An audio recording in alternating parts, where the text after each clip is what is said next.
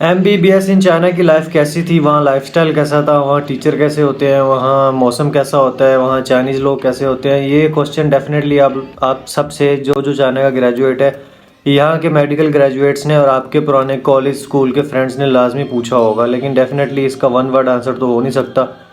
बहुत फ़र्क है यार, ज़मीन आसमान का फ़र्क है जनरल लाइफस्टाइल में और स्टूडेंट की लाइफ में, और हर बंदे की ओवरऑल लाइफस्टाइल में बहुत फ़र्क है। बहरहाल ये सब चीज़ें मैटर नहीं करती, मैटर ये करता है कि अभी जिसने एडमिशन लेना है उसको किस किस चीज़ों का ध्यान रखना चाहिए, ताकि वो जब 5-6 साल लगा के आए तो यहाँ डिग्री की कोई वैल्यू तो हो। चाइना में एडमिशन लेने से पहले जो आपको जिन चीज़ों का ध्यान रखना चाहिए वो मैं आपको बता देता हूँ स्टेप बाय स्टेप। सबसे पहले जो है MOE लिस्टेड। वो MOE कोई स्पेशल कोई ख़ास बला का नाम नहीं है, वो है एब्रीविएशन है मिनिस्ट्री ऑफ एजुकेशन का।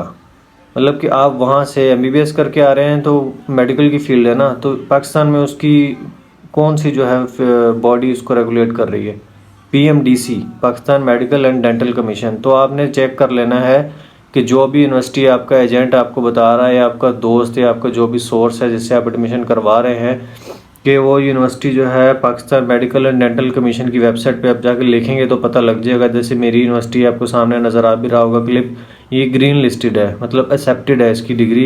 यहाँ ये डिग्री लेके आए हैं, आपको फ़ौरन हाउस जॉब मिलती है और बाकी सब टेस्ट वगैरह दे सकते हैं आप, एवरीथिंग इज़ ओके। दूसरी बात जो है, आपने जिस चीज़ का ख्याल रखना है कि अपने फाइनेंसिस का, डेफिनेटली फ़ीस जो है देनी है अपने, तो उसका हिसाब किताब आपने पहले सोचना है। अब मोस्टली यूनिवर्सिटीज़ आपको अब 22 से 25 हज़ार युआन की ही मिलेंगी, इससे कम मुश्किल है, इससे ज़्यादा ही मिले तो मिले।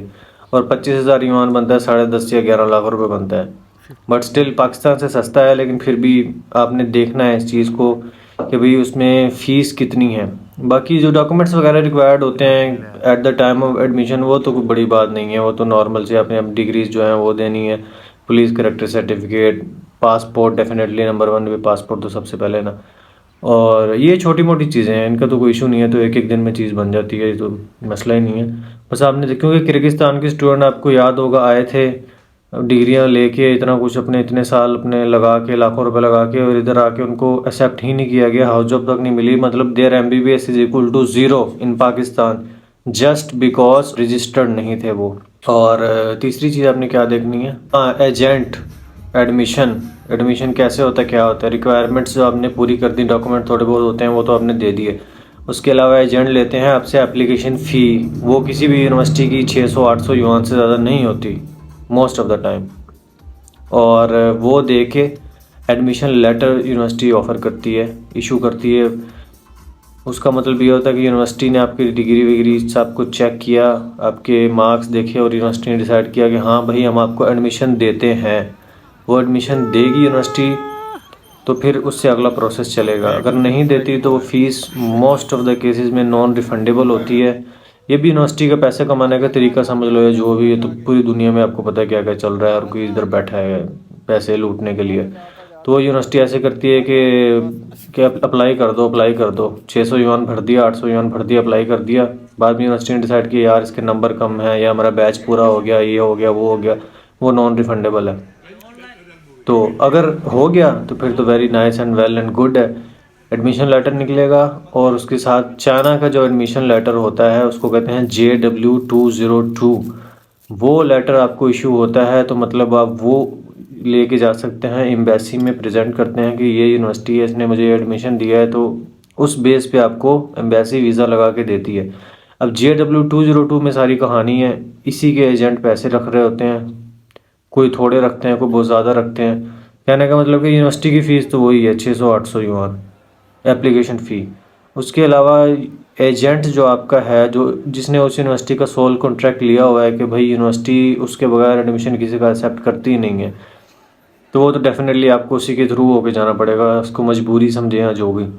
कुछ कुछ यूनिवर्सिटीज़ हैं जहाँ मतलब किसी पाकिस्तानी, इंडियन, बांग्लादेशी एजेंट का कॉन्ट्रैक्ट नहीं है, तो उनका ओपन सोर्स है, आप उनकी वेबसाइट पे डायरेक्ट जा सकते हैं, अप्लाई कर सकते हैं, आपको एडमिशन लेटर मिलता है, सब कुछ मिलता है। लेकिन जहाँ जहाँ पाकिस्तानियों ने अपने अपने ताल्लुकात स्ट्रॉन्ग किए हैं, उनके साथ अच्छे ताल्लुकात बनाए हैं, तो वो यूनिवर्सिटी ऐसी हैं कि वो कहती हैं इसी के थ्रू हो के आओ, अदरवाइज़ हमें पता नहीं है आप कौन हो, ये मसला होता है।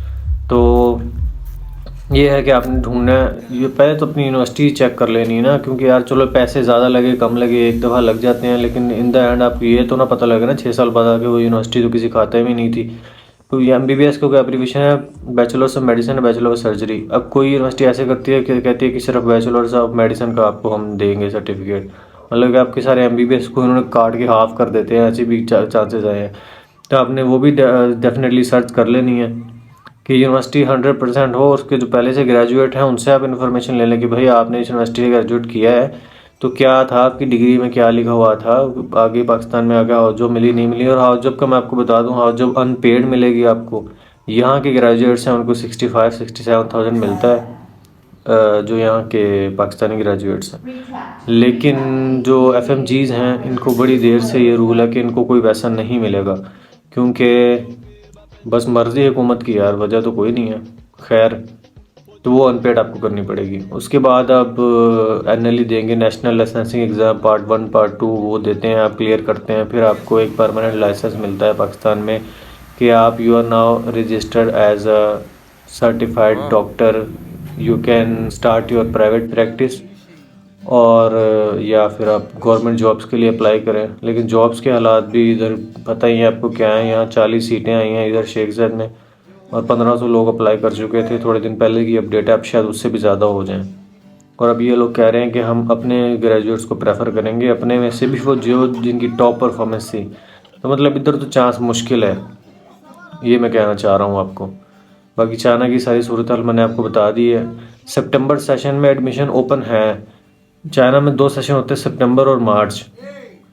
मार्च इनटेक, सितंबर इनटेक। सितंबर में एडमिशन ओपन है, इसका मतलब ये है कि आप अभी भी एडमिशन लेते हैं, नवंबर चल रहा है, नवंबर में एडमिशन लेते हैं, दिसंबर तक आपका एडमिशन लेटर आता है, आप जनवरी में भी चाइना पहुंचते हैं, still you will be counted as September session student, September 2023, right.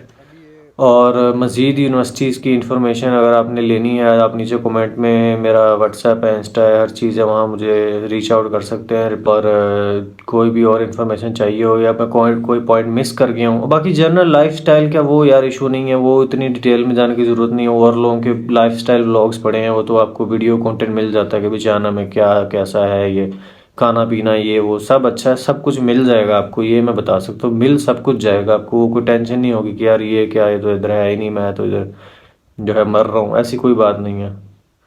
अल्हम्दुलिल्लाह बहुत अच्छा लाइफस्टाइल है।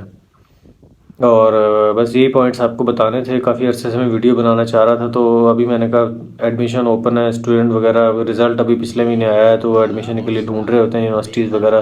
तो मैंने कहा ये मैं चंद चीज़ें आपको बता दूं। बाकी मज़ीद लाइफस्टाइल जो है ना, वहाँ कितने में ख़र्चा, कितने क्या होता है, ये वो ये चलें, एक मैं आपको चीज़ बताता हूँ, 1000 युआन का एस्टिमेट रखें, 1000 युआन पर मंथ आपको लगेगा। अब इसको गूगल से रेट चेक करके मल्टीप्लाई कर लें आप, ठीक है, इतना लगेगा।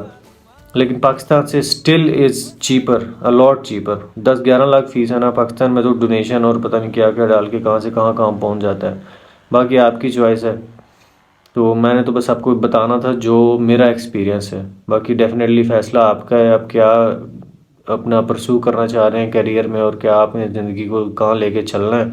बाकी कोई चीज़ मिस होगी हो कमेंट में बताएं, उसके बारे में भी वीडियो बना देंगे। अल्लाह हाफिज़।